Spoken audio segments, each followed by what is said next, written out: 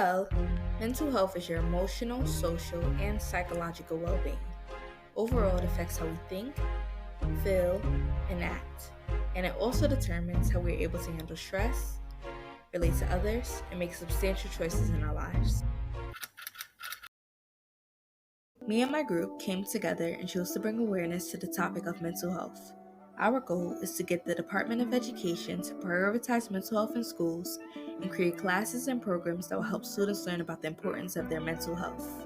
We feel staff and guidance counselors within schools are not doing enough to help stabilize the mental health of students. It is not right that students don't learn about their academics in schools. Students should also learn about their relationships, identity, emotional understanding, and overall well-being. We feel a certain adjustment being placed in schools will help with narrowing down the negative behaviors seen by students and will allow them to become more productive in their studies. School is our target place for health and wellness class because it is very substantial for children to prioritize and learn about how to keep a good mental health. As life evolves, so does our body and minds. So it is very necessary that students learn about their health, both mentally and physically. Schools would also be the best place because many children don't learn about it at home. So if they join classes and programs focusing on mental health, they'll be more educated on the topic and know how to maintain a good mental state whenever they come into any troubles through their lives.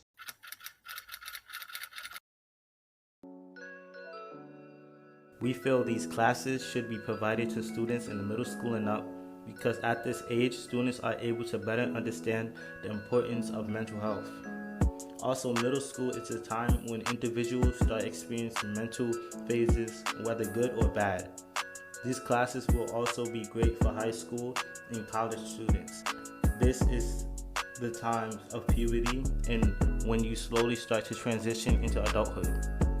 And with these life changes, it is important to prioritize your mental health.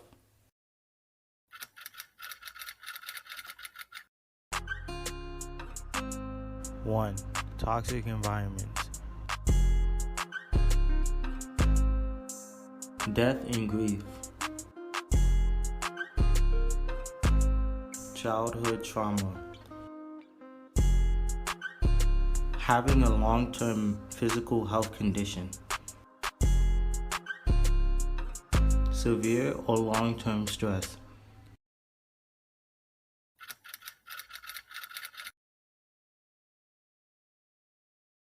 Drug or substance abuse, PTSD and depression, eating disorders, anxiety, sleep deprivation, emotional and behavioral disorders, stress, low self-esteem, and suicide.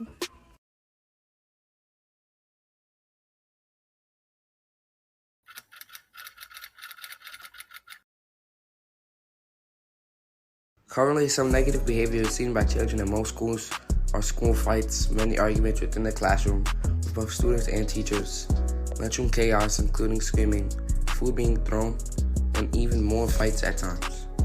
Some of the impacts these behaviors have on education are students dropping out of school, cutting class, getting bad grades, lack of homework completion, and even more bullying.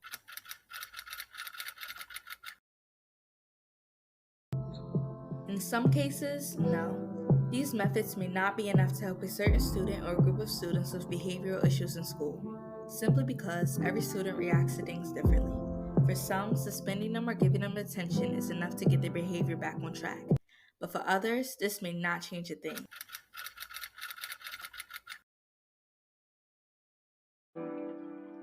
Students don't like going to counselors because they do a poor job in helping them prepare for post-secondary options in schools and that they are always busy or not actually helping them. Also, studies have found that only 15% of college students seek school counseling, which means that almost 90% of students would rather not visit a counselor for guidance or any personal issues that they have. Me and my group also collected a survey to gather more data on this topic. Amongst all of our respondents, we found that 69% of people don't think guidance counselors are doing enough, and 33% of people have actually never met their school guidance counselor. We then found that the people who have visited their counselors mostly came for either school confrontation, like arguments or fights, and others just came for advice.